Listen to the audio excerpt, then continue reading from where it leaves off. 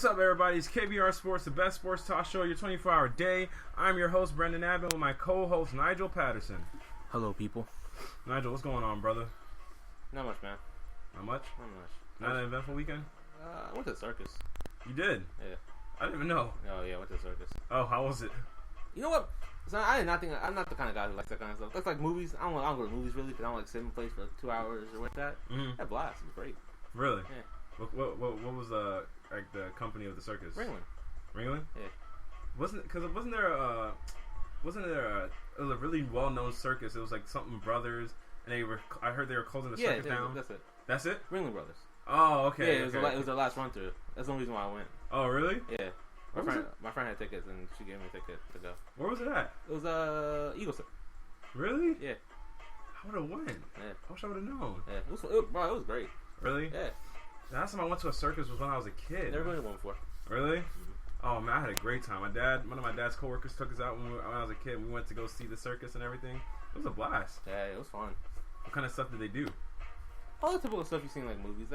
They actually had. I thought it was gonna be like, you know how like typically like in the TV shows they have like just the guy come out and they do kind of stuff. They had like a story going on. They had like a space theme going on. He was going through like all that stuff, like plants and stuff. I was like, oh, okay. There was a legit story behind it. Yeah. It was a kid's story, of course, but you know. That's still exciting. Yeah, it was exciting. Especially being an adult, you can understand the story more. Yeah. So. And then we went to DC. I told you I went to DC. Yeah. There was a Cherry Blossom Festival. So I it wasn't this festival, it was a soccer festival, I think, or something like that. So I went to that after that. And that's pretty much it. What about you? I had a pretty good weekend. I mean, it was pretty much dominated by a lot of work and stuff, but I had a pretty good weekend. It's like that sometimes. Yeah, man. Saturday, I feel like my body just like crashed at one point. Like I was out at like 8 o'clock or so. I slept till like 12, and then I couldn't sleep again. I was up to like 5 again. So I was like, oh, this is just a messed up situation. Yeah. So my whole sleeping pattern was just messed up. But aside from that, I mean, it was a pretty cool weekend. Got a lot of work done and everything. But all right, y'all. Don't forget, all the listeners tuning in, you guys can follow and subscribe to the KBR Sports Podcast on Rabble TV, Spreaker, YouTube, iTunes, and SoundCloud. Also, don't forget, you guys can follow KBR Sports on Twitter at KBR_sports, where we tweet the live link prior to every single show. And you can also call in at 571-991-0566 to give your opinion on all our KBR Sports topics, to pitch ideas of your own, and to also give your answer for our comic book segment whenever we have it. But all right, Nigel. Obviously, one of the biggest moments of the weekend was Russell Westbrook seemingly locking up the MVP in a game against the Denver Nuggets, which was a down to the wire game, actually. 103-105. Russell Westbrook, the inbound goes to Steven Adams. Russ gets it from him, hits like what we call a Steph Curry range three, gives them the win, 106-105. Locks up the triple double. Through that game-winning shot gives him 50 points, which he had another 50-point triple-double. It's his third of the season. 16 rebounds, 10 assists. He knocked the Denver Nuggets out of the playoff race with that shot. Like, Nigel, what other reason could we have to not give him the triple-double at this point? I mean, he's just playing on another level. I feel like all I've seen on social media, especially after that shot, was just this guy's he has the triple-double locked up. Yeah. At this point, I said on what day we do the show? Wednesday? Which on Wednesday, James Harden would still probably be the MVP. And I think it's completely gone now. The momentum? Yeah, it's completely gone. I think like now that it actually happened, like I'm not gonna lie. Like on Sunday after I saw the game, the highlight for the game winning shot, I was just like, dude, it's just average triple double. It's like, I mean, at this point, I mean, you can't not give him the MVP. I mean, at this point, that's the thing. It's just like. The fact that it's just a wholesome number, and the fact that he broke the record, he's made history and everything, and his late push for everything like that he's making, it makes it all much more spectacular. Like when I think about it, like the Thunder right now are sitting for 46-34. Like Nigel, think about this statistic. They are 33-9 when he gets a triple double. So over 80% of their wins have come when he's gotten a triple double. Yeah. They're on a 64 win pace when he gets triple double. That's crazy. on, I think, a 34-win pace when he doesn't get a triple double. Yeah, so that shows his triple doubles are literally leading to wins. It's not just stat padding as many people like to assume and say, but they're actually resulting in wins. Just to give you all a perspective on the amazing season he's having, he's averaging 31.9 points per game, pretty much 32, 10.7 total rebounds, 10.4 assists. He's shooting 42.6% from the field, 34.4% from three-point range, 84.5% from the free throw line. He is averaging 5.4 turnovers, but he also has a 30.8 player efficiency rating. And the Thunder, his on-off, the Thunder are plus 13.1 with Westbrook on the court. And he has a 41.8% usage rate. Mm-hmm. So it's not like he's short of using possessions, but essentially, hasn't it shown at this point that the Thunder need him to use those possessions? Sorry, what? I said essentially at this point, doesn't it? Even though he has a 41.8 usage rate, doesn't it show that at this point the Thunder need him to use the possessions as much as he does? I mean, yeah. I mean, you saw like last night. You say you started from him getting the inbound and winning the game-winning shot. I'll go way before that. They trailed by 10 with 2 minutes to go. Russell went on a 13-2 run by himself.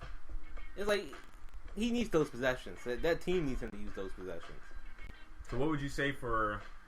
Because, there are going to be, and we will touch on the James Harden's comments and everything in a second, but what would you say to the detractors of Russell Westbrook and the triple-double? I mean, obviously, we have some of those people that would devalue a triple. Bless you. Thank you. You will have some of those people that try to devalue a triple-double, or they'll try to downplay its relevance in history, and they will say, "Oh, it's just a stat. It's just another stat." But it's a stat that's lived on in all of history. Like, it hasn't been done in 50-something years. So why would people downplay it now and stuff like that? I don't understand that. And then why would people try and downplay this amazing season he's having? But then people are the same sense. They'll be like, "That's why Kevin Durant left. That's the reason why he left, because he does this and that. He uses the ball 41.8%." And I sit there and I wonder, I'm like, but doesn't this make it real? Shouldn't this put us in a vacuum of saying, well, why couldn't Kevin Durant win with this guy? No. Because he had to wait till. This didn't just come along just randomly. There's a circumstance that Kevin Durant left that freed up the possessions for him to do this. Do I think Russ could average triple double last year? He probably could have. Would it be a 30-point triple double? No. But could he average? Could he have averaged like 23, 10, and 10? Sure. But would they really have won more games because he averaged 2 more rebounds last year? Well, obviously, evidently, the triple doubles are leading to more wins. So it's different team, different situation. It's a good point to believe that they possibly could. But then you're saying he gets to. He averaged 23, 8, and 10 last year.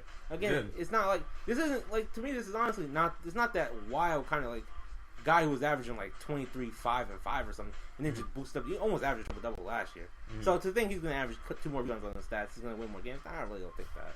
I think it's tough to add to add that much more. That means you have to. It's pretty difficult to add 2 more. Like, even to score 2 more points in excess of what you're doing now. Yeah. That's really difficult. Yeah. You got to average that. Yeah, but so that's really difficult to add the 2 more rebounds. Is he? But is that going to lead to? It's not as much of a surprise as if somebody like Dwayne Wade or somebody does it. But it's still a difficult thing for him to do. Yeah, it is. But I'm saying, are those 2 rebounds going to correspond to more wins? I don't think so. More fast break points and all that with him and Kevin Durant there together? No. But my question isn't the fact of would they have won more if he was averaging a triple double? I think they would have, but it's the point of like he's so talented. How did this not work with Kevin Durant? How did they only make it to 1 final? Obviously, injury. Yeah, I was about to say. Obviously, the injuries and stuff play a part in it. But you left this dude, and it's like, no, hold on a sec. I will say, Russell Westbrook did not finish last season great either. They didn't. Kevin Durant didn't finish last year great either. So you can sit here and say, how you gonna leave this dude? But this dude did help blunder away a 3-1 lead in the playoffs. He did, but but that's something that we attributed to Russell Westbrook doing. Like, Russell Westbrook has done something like what Russell Westbrook does with the turnovers and stuff. That's something we see from him. We expect that on occasion. Not to say it's right, but Kevin Durant, we don't expect him to shoot that bad and take such terrible shots like he was taking in that final series, in that Western Conference Finals. Like, he was doing stuff uncharacteristically. Like, he was just jacking, like, literally run up the court, press the X button, and shoot.